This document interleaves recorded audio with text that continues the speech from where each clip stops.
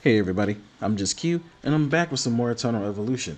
Today we're going to have a new hero spotlight for Pandemonium, so let's go ahead and check out these skills. Let's start with the passive, Gravity Deflector. So all of Pandemonium's skills have a base chance of 30% affected by accuracy to knock down the target. When an enemy on the battlefield is knocked down, Pandemonium gains 30% reduction or damage reduction for 5 seconds. So pretty standard, tank damage reduction. You're going to be building that. You're also going to be building HP. We already know that off the top of our heads.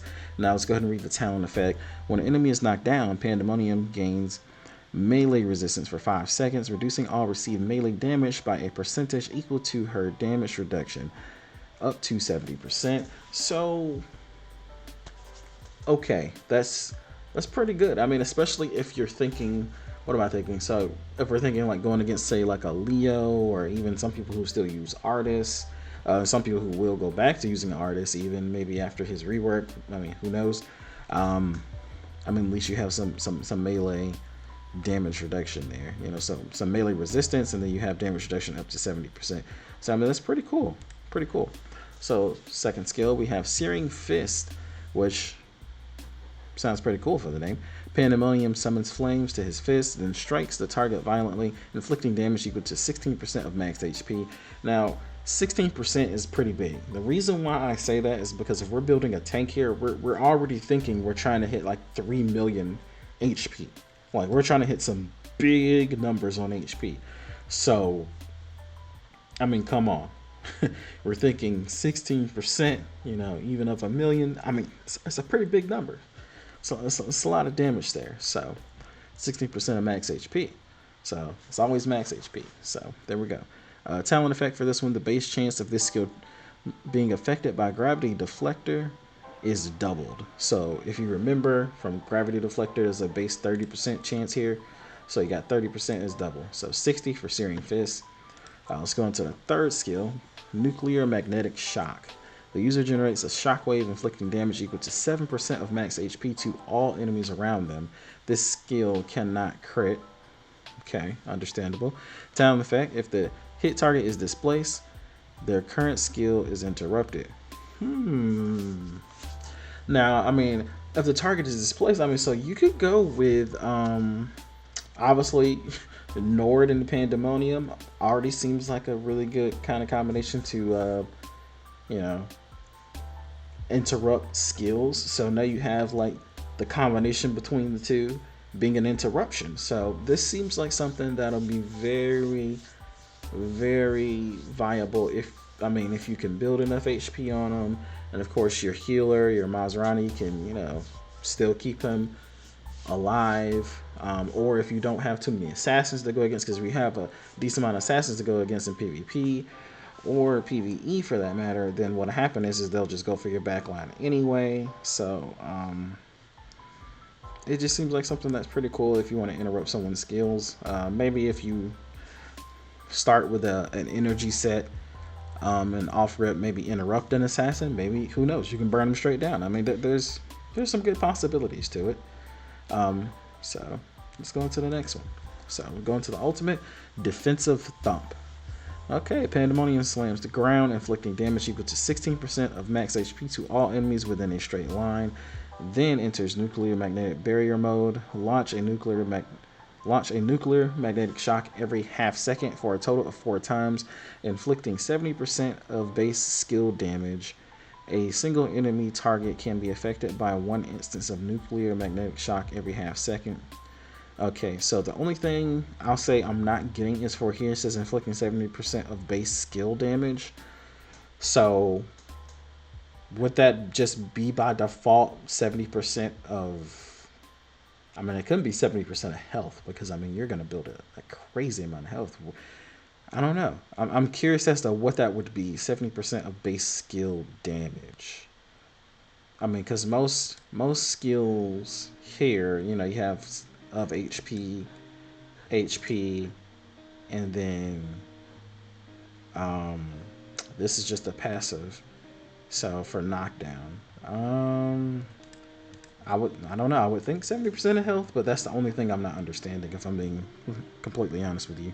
Talent effect, when this skill is cast, Allied tank heroes gain nuclear magnetic barrier mode. So they gain the ability here to, let's see, where is it at? Nuclear magnetic barrier mode. So, oh, sorry, right here. Launch a nuclear magnetic shock every half seconds for a total of four times. So, that's pretty useful. That's pretty useful for your tanks, especially say for like Twilight. You're already going to be using the tank bond, so this is going to be happening in 3 different instances.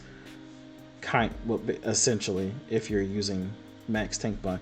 So, okay.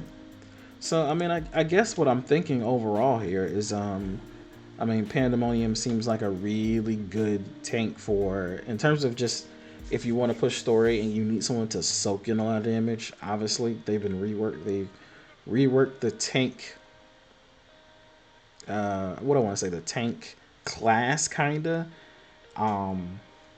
So hopefully, whatever they kind of tweaked here and there works out, because that means now they can soak in some damage, put out a little bit of damage, but at the same time, like, they're not totally useless like they were. So I mean, it was at a point where tanks just, like, no one was building them. I mean, some people built them, but they don't use them on a consistent basis. Now that they've already been built, they can go back to them and say, now how useful are you? So again, I don't see it as being something that's like super like, oh my god, you may have to summon for this character. I summoned and got 1 copy, so usually I try to at least get 1 copy of new heroes if I can. So later down the road, I could just gene hybrid them up, but Pandemonium seems really great in terms of moving forward with the tank class. And something that I did want to kind of hit on, like, since they've been kind of swapping up different things, meaning like we first started with summoners were the meta, and then of course assassins kind of got a little bit of a boost when you have that kind of triple effect working with Rickard, Bailey, and, you know, insert your 3rd favorite assassin, and then you have the sword soul, you know, double attack kind of, and then Rickard can crit you to all types of, you know, high heaven. So there's that. And then you also have displacement, so with Norwich, so now you have the viability to actually be able to use energy heroes in PvP. So I'm liking everything that they've been doing, and then they're working up the tank meta here. So that's something that's pretty cool. So you never know what someone might come out with now. So it's not just clean cut summoner, or energy, or even assassin. It's probably going to be a mix of every single class by the time they get done with it. So they're doing really great. But in terms of this highlight for Pandemonium, I say he's a really awesome step forward in the tank meta. I think he's gonna have a spot on your team when it comes to Twilight Land, especially. Of course, they added now that they have added the new tank bond elite boss. I've already fought the boss, I think, at least a couple of times, and what I've done so far, since I only summoned 1 copy of him, is I have another type of kind of get around to it. But I will say I have had to run 2 healers. There's no way for me to get around that. I had to run 2 healers. There's no way for me to get around it. So I mean, that was just me personally, with the way my team is set up, with the way the gear is set up.